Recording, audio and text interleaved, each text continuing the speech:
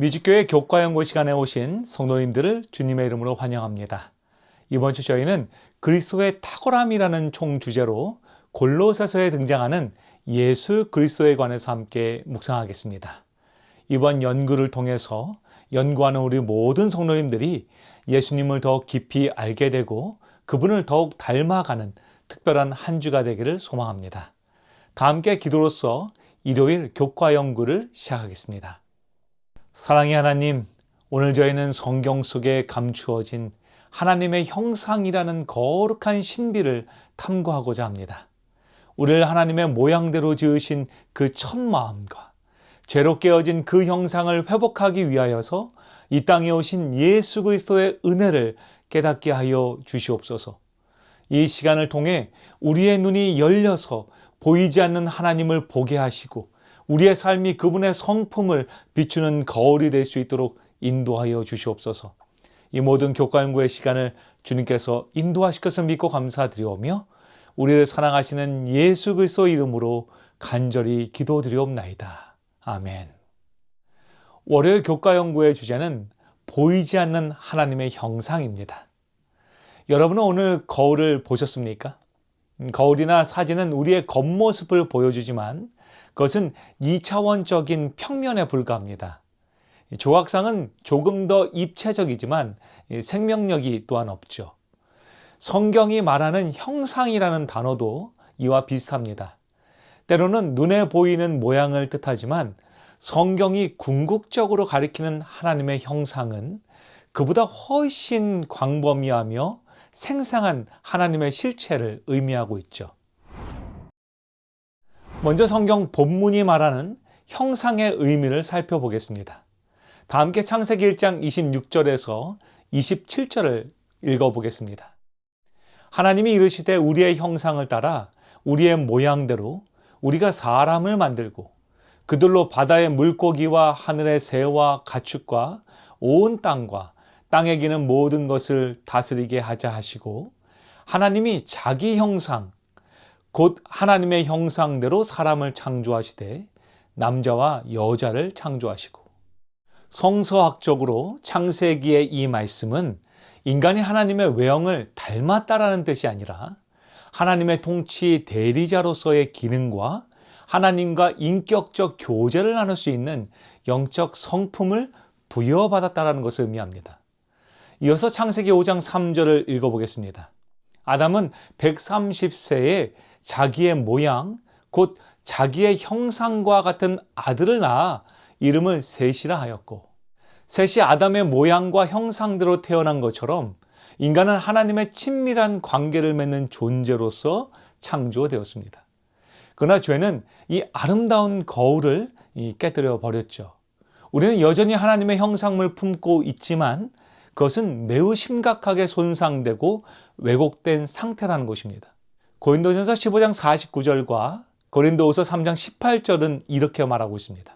우리가 흙에 속한 자의 형상을 입은 것 같이 또한 하늘에 속한 이의 형상을 입으니라. 우리가 다 수건을 벗은 얼굴로 거울을 보는 것 같이 주의 영광을 보매 그와 같은 형상으로 변화하여 영광에서 영광에 이르니 곧 주의 영으로 말미암음이니라. 성경은 죄로 손상된 형상을 회복하는 과정, 곧 성화의 과정을 하늘에 속한 이의 형상, 즉 예수 그리스도의 형상을 입어가는 것으로 묘사하고 있습니다. 여기서 우리는 놀라운 전환점을 맞이합니다. 보이지 않는 하나님을 완벽하게 보여주시는 분이 등장한 것이죠. 바로 예수님입니다. 요한복음 14장 9절은 이렇게 말하고 있죠. 예수께서 이르시되 빌립아 내가 이렇게 오래 너희와 함께 있으되 내가 나를 알지 못하느냐. 나를 본 자는 아버지를 보았거늘 어찌하여 아버지를 보이라 하느냐. 예수님께서는 하나님을 보여달라고 말하는 빌립에게 나를 본 자는 아버지를 보았다라고 이야기합니다. 바로 하나님의 형상이 그분을 통해서 드러났다는 것을 말하는 것이죠. 여기서 말하는 하나님의 형상이 보여졌다는 것은 예수님이 단순히 하나님을 닮은 분이라는 것을 말하지 않습니다. 히브리서 1장 3절은 그분을 하나님의 본체의 정확한 형상이라고 묘사합니다. 여기서 정확한 형상에 해당하는 헬라어 단어가 카락테르라는 단어가 사용되는데요. 이것은 인장 반지를 찍었을 때 나타나는 정확한 각인을 의미합니다. 원형과 그 결과물이 본질적으로 동일하다는 것을 말하는 것이죠. 그래서 마태복음 11장 27절은 이렇게 말합니다. 내 아버지께서 모든 것을 내게 주셨으니 아버지 외에는 아들을 아는 자가 없고 아들과 또 아들의 소원대로 계시를 받은 자 외에는 아버지를 아는 자가 없느니라. 이어서 요한복음 1장 1절부터 18절까지의 내용을 한번 살펴보겠습니다. 태초에 말씀이 계시니라. 이 말씀이 하나님과 함께 계셨으니 이 말씀은 곧 하나님이시니라. 그가 태초에 하나님과 함께 계셨고 말씀이 육신이 되어 우리 가운데 거하심에 우리가 그의 영광을 보니 아버지의 독생자의 영광이요 은혜와 진리가 충만하더라. 본래 하나님을 본 사람이 없으되 아버지의 품속에 있는 독생하신 하나님이 나타내셨느니라.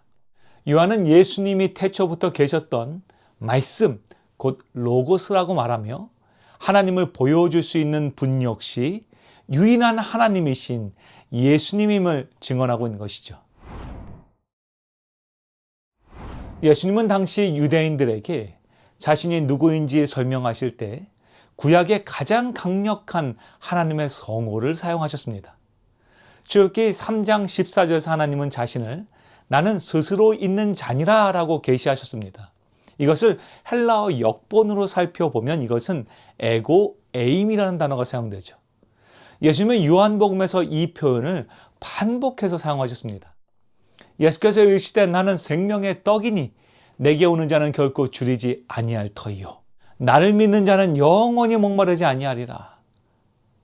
예수께서 또 말씀하여 이르시되 나는 세상의 빛이니 나를 따르는 자는 어둠에 다니지 아니하고 생명의 빛을 얻으리라. 나는 선한 목자라. 나는 내 양을 알고 양도 나를 아는 것이. 예수께서 이르시되 진실로 진실로 너희에게 이르노니 아브라함이 나기 전부터 내가 있느니라 하시니. 여러분, 이것은 예수님께서 단순히 비유로 말씀하신 것이 아닙니다. 당시 유대인들이 이 말씀을 듣고 돌을 들어 치려했던 이유는 예수님의 자신을 하나님과 동일선상에 두셨다는 것을 그들이 즉시 이해했기 때문이었던 것이죠. 그분은 들리는 하나님의 뜻이요 보이지 않는 하나님의 성품을 드러내는 그 자체였던 것이죠. 그렇다면 왜 하나님은 인간의 몸을 입고 이 땅에 오셔야만 했을까요? 엘렌 G. 화이트는 실물교훈에서 이렇게 설명합니다. 우리로 하여금 그리스도의 거룩한 품성과 생애를 잘할 수 있도록 하시기 위하여 그는 우리와 같은 인성을 취하시고 우리 가운데 사셨다. 신성이 인성을 통해 나타났고 보이지 않는 영광이 보이는 사람의 형상을 통하여 나타났다. 사람은 이미 알고 있는 사실을 통하여 알지 못하는 것을 배울 수 있다. 하늘의 사물이 세상 사물을 통하여 드러났으며 하나님께서 사람의 형상으로 나타나셨다. 그리스도의 가르침 속에서도 그것은 사실이다. 우리가 이해할 수 있는 사람의 언어와 사람의 표정, 사람의 눈물을 통해서 비로소 우리는 알 수 없었던 하나님의 거룩하신 품성과 그분의 참된 사랑을 배우게 되는 것입니다. 만약 예수님이 하나님이 아닌 그저 훌륭한 인간에 불과했다면 그분의 죽음은 한 개인의 비극일 뿐 우리를 구원하는 아무런 효력이 없었을 것입니다. 그러나 그분이 정확한 형상이신 하나님이시기에 그분의 희생은 온 인류를 살리는 무한한 가치를 지니게 된 것입니다. 사랑하는 미주교회 성도 여러분이시여, 이러한 예수님을 바라볼 때 우리는 참된 하나님을 발견할 수 있게 되는 것입니다. 원수까지 사랑하시고 끝까지 인내하시며 낮은 자를 먼저 찾으시는 그 하나님의 자비와 사랑을 바라보십시오. 이제 그리스도를 따르는 우리가 더 이상 죄로 깨어진 거울을 붙들고 한탄만 하지 말고 오늘부터 우리의 깨어진 모습을 성령의 능력으로 닦아내고 그 빈자리에 예수님의 품성을 채우는 우리 모두가 되길 소망합니다. 세상은 우리를 통해서 보이지 않는 하나님을 보게 될 것입니다. 여러분의 가정이, 그리고 여러분의 일터가, 그리고 우리의 교회가 그리스도의 형상을 비추는 거룩한 거울이 되기를 간절히 소망합니다. 다 함께 기도로 일요일 교과 연구를 마치겠습니다. 하늘에 계신 우리 아버지 하나님, 우리에게 예수 그리스도를 보내주셔서 우리 눈에는 보이지 않는 그 하나님을 온전히 보고 만질 수 있고 느낄 수 있게 하시니 아버지 감사합니다. 우리의 마음의 눈을 아버지 밝혀주셔서 예수님의 생애 속에 나타난 하나님의 사랑을 더 깊이 깨달을 수 있게 인도하여 주시옵소서.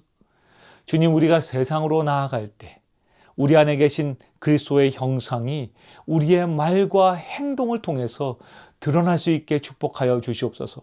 그래서 우리가 만나는 모든 사람마다 우리 안에 있는 주님의 향기를 맡고 깨어진 세상에 하나님의 아름다운 성품을 비추는 작은 거울이 되게 아버지 우리 모두를 축복하여 주시옵소서.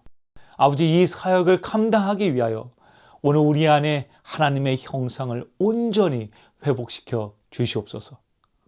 우리를 온전케 하시는 인 예수 그리스도의 이름으로 간절히 기도드리옵나이다. 아멘.